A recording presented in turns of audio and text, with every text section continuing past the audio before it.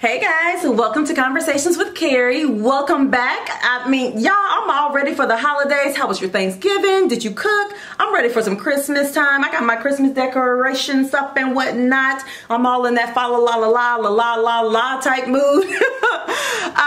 But you know what? This is my birthday month, so I'm like really excited about that. But I also realized as it was coming towards the end of the year, it's December, and I was like, Lord, there's some things that I'm still waiting on. There's some things that have not happened yet.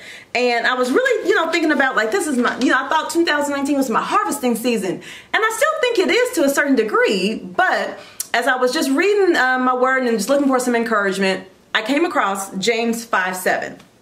And it says, "Therefore be patient, brethren, until the coming of the Lord. The farmer waits for the precious produce of the soil, being patient about it until it gets the early and late rains." And I was thinking about this because as I think about like farmers or even like growth of anything, like growth of a seed, I realize I struggle with keeping things alive. I'm not one of those people that green thumb. What is the opposite of green thumb? A black thumb, a brown thumb, either way it goes, that's what I have, literally and figuratively. I like, for example, when I moved into my house, I had people give me succulents, and they're like, Carrie, these, like, you don't have to do anything, they just stay alive. I'm like, yeah, I killed them. And I realized that part of that is because I don't have necessarily the patience to find out, to read up properly on like, how do you keep something alive? But when I read this, I was like, okay, Lord, I'm gonna go check and see what does it take for something to stay alive. Like if I wanted to start a garden, or if I wanted to just grow a new plant, or just keep something alive, like, some roses bush or whatever that someone gave to me, how do I do that? And it was so eye-opening. I love how Lord puts everything together. He's so good, y'all. So it said first, when starting a new plant or vegetable or something like that, you often start on the inside first. And it says you start the seed in a stable, controlled environment because starting inside maximizes your seed's growth and the growth potential. And you know, sometimes you read something and be like, "Ooh, that'll preach." This was one of those moments for me because I was like, oh, okay. So if God has given me a seed or a dream, oftentimes I got to start in here first. I got to start inside. I got to make sure that I'm seeking Him. I'm talking to Him. I'm reading His Word so I can find out truly what that seed's supposed to be, and it can really take root, and I can maximize the growth potential if I'm tapping into the Father. And I think often we want to rush out and like, oh, this new plant, boom, I'm going to immediately place it in this pot, put it outside. Great. It's going to be wonderful. Not realizing that often outside there are different elements and everything that has to go on in order for that plant to actually thrive. And I don't know about y'all. Right now it's like cold and rainy in California, in the Bay Area, which this is our version of the winter. But woo, that rain, like sometimes I'm like, it's just raining so much. And as I look out the window, I'm thinking, gosh, what could survive out there if I was to try to plant something out there? So it's important that we cultivate what's going on the inside, because also that rain, when you're just looking at it, it seems like it's just coming down constantly. And to be honest, I feel like it's been raining a little bit in my life. And even though I have wonderful things happening, let me be very clear, I won't complain. But there's some moments where I'm like, Lord, okay, I thought this seed had taken root and was growing already, and that's not necessarily the case. But I think we also have to look at the rain as the rain is actually cultivating something in its own way. Like, the word says the early and late rains. The early rains are often actually getting the ground ready for you to be able to plant what you're working on the inside, on the outside. So that rain has to come down. Like I think of Kirk Franklin's "Rain down on me, let it fall on." Okay, don't get me started. I will have church up in here. But I think about like how that rain outside is softening the ground, because you can't just dig up some rocky ground. We know what happens with that. Jesus talks about that in the parable. We can't have some rocky ground and expect our seed to grow in that. No, you need the rain to soften it up and get it ready so you can easily transport your seed that you've grown on the inside, that you've cultivated, that you've sat at the feet of the Lord to understand what He wants you to do with it. Once that starts to grow, once that has taken root, then you can go and transport that outside. Because it says when you start the seed indoors, it really, like, how long you keep it indoors depends on the length of the growing season. And I tell you, like, y'all, I feel like, okay, Lord, I thought I was ready to go outside and be transported outside. The Lord's like, maybe not quite yet.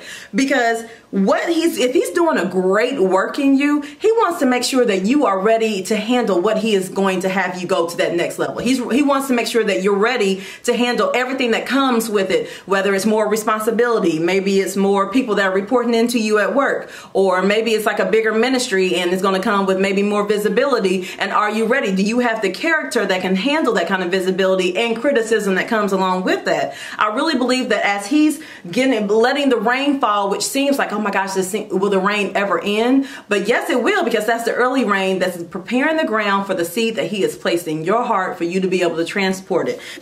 As I was doing my studying, it says when the seed has grown too large, it's time to transport it to a new location. I was at my girlfriend's house and she had some beautiful plants and one was like hanging over the side and she was like, oh yeah, it's time for a new pot. And I was like, okay, I mean, you know, I don't know anything about this, but I did understand that, okay, when it's outgrown this current location, maybe the Lord's told you to move. Maybe the Lord's told you that it's time to buy a new house, or maybe he's told you that it's time to apply for that new job because you've done what you needed to do in your current location. Now you've maybe outgrown that and it's time for you to go into that ground that's now soft and ready for you because it's been coming down with the rains, and it's now time for you to transition into a new place, a new period. You don't have to keep it on the inside anymore. And then when you're transporting your overgrown indoor plant to the outdoors, that's when, okay, not only does it need the late rain, because now it needs the late rain to tap into, the roots need to grow out a little bit more. They need to go deeper and they need to tap into the source.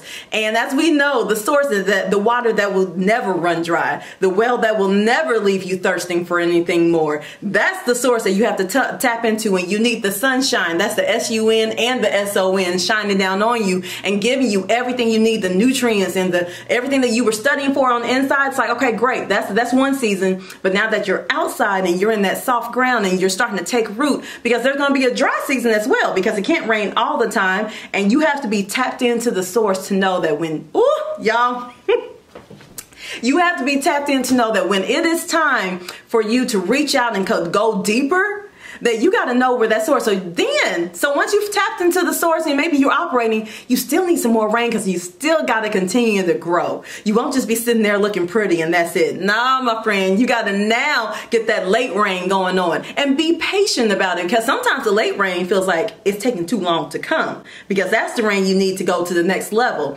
And that's it. Maybe it doesn't look like tests and trials as much as that might be other people that you need in your lives, or you need the next step. Maybe you need the agent for your book, whatever that looks like. And I'm speaking from experience here. I was actually talking with my mom about this because I was like, well, Lord, am I just not getting it right? Are there some things that I need to do? Because this season is long, but you need that next step. And that's why I think that's normally where I lose it, probably with the seed and the harvest, because sometimes that level of patience is when I get a little like, oh, get a little antsy and start asking, Lord, okay, well, what you doing? When is it going to happen? And maybe the Lord's giving you a seed or a harvest to take into 2020. Understand that the early and the late rains both serve a purpose. They're both rain and they may come in different ways, but either way it goes, it's meant to help you grow and it's meant to help you walk in what the Lord has for you. Pastor Kim Outlaw of Living Water Church in Indianapolis, Indiana, she actually said, when you plant your seed and refuse to wait, you forfeit your harvest. And that just, oh, that hit me big time, because as I think about when I've been trying to grow things, or when I've been trying to just do, be in God's will for my life, the patience part is the hardest part.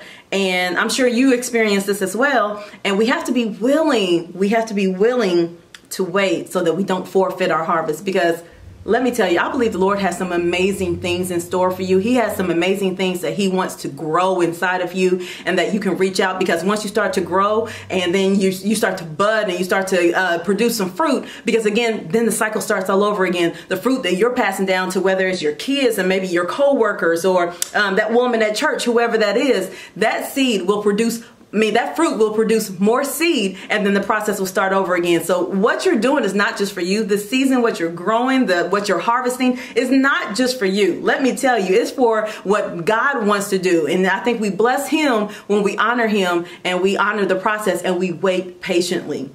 So I come on here to just encourage you and let you know that the Lord sees it. He sees that you're trying to grow. He sees that you're trying to get some things going. And I believe that he is wanting to take you through this process so that you can be patient with the early rains and the late rains so that you can produce the harvest that he has for you. So I ask that you're encouraged this holiday season. I hope you have wonderful things planned for 2020. And, catch up with me on my blog at carrielee.com. I've always got some new inspiration and some new short stories over there. As well as I'll be back on social media with my Instagram at the Carrie Lea. I'm always cutting up on the stories. But I just wish you the best and have a Merry Christmas.